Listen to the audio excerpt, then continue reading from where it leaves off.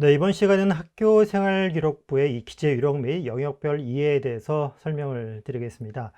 설명을 드리는 저는 서울 청원여자고등학교 근무하고 있는 박문수 교사입니다. 학교생활기록부를 포함해서 이 세 가지가 사실은 학생부 종합전형의 기본적인 서류였습니다. 흔히 우리가 학자추라고 얘기했는데 추천서는 이미 이전 입시에서 사라졌고요. 자기소개서도 올해 입시가 마지막인 시한부 선고를 받게 되었습니다. 그러면 올해도 많은 학교들이 내년을 대비해서 미리 자기소개서 받는 것을 폐지한 학교들도 많습니다. 그러다 보니 학교 생활 기록부의 역할이 이전보다 더 커질 수밖에 없는데요. 자, 이렇게 됐던 이유는 여러 가지 이유가 있겠지만 가장 큰 것은 교육 정책의 변화에 있었습니다. 2018년도에 있었던 학생부 신뢰 공정성 제고 방안, 그리고 2019년도 11월 달에 있었던 대입제도 공정성 강화반에 따라서 학교 생활 기록부의 모습은 달라지게 되었습니다. 첫 번째 2018년도에 발표됐던 내용은 그냥 외연적인 변화였습니다. 전체적인 분량을 줄이고 4,000자였던 것을 창체 특기사항과 종합 의견을 1,800자가 감소된 2,200자로 크기가 줄었습니다. 하지만 가장 큰 영향을 주게 되었던 것은 바로 공정성 강화 방안이었죠. 2019년도 11월 28일 날 발표되었던 내용인데요. 이 강화 방안에는 세 가지 내용이 담겨져 있었습니다. 하나는 대학에서 학생부 종합전형을 운영함에 있어서 조금 더 기울을 기울여 주세요라는 부분에 꼭지가 하나 있었고요.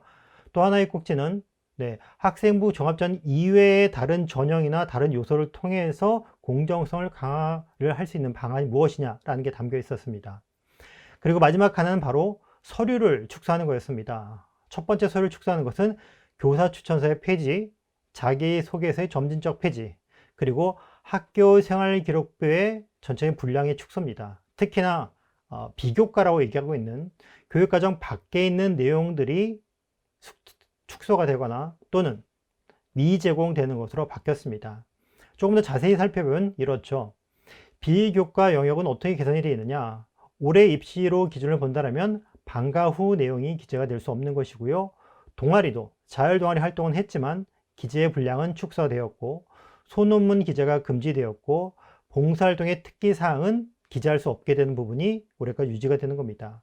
그리고 진로 희망 분야는 대입에 반영되지 않고, 수강 경력이 올해 3학년까지는 학기당 한 건씩, 수시에는 5건, 정시 모집에서는 6건을 반영하는 것으로 변경이 되었습니다.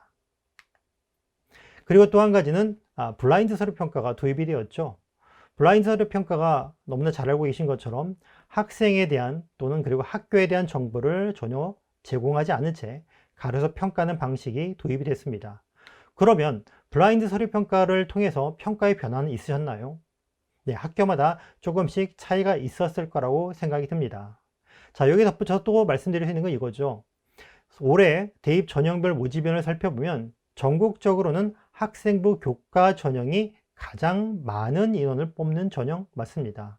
하지만 서울 시내, 서울 소재 대학들 입장으로 본다면 수능 전형이 가장 큰 비중이 크고 근사한 비중으로 학생부 종합전형, 그리고 지역균형과 일반 교과를 포함한 교과 전형이 16%를 차지하고 있습니다.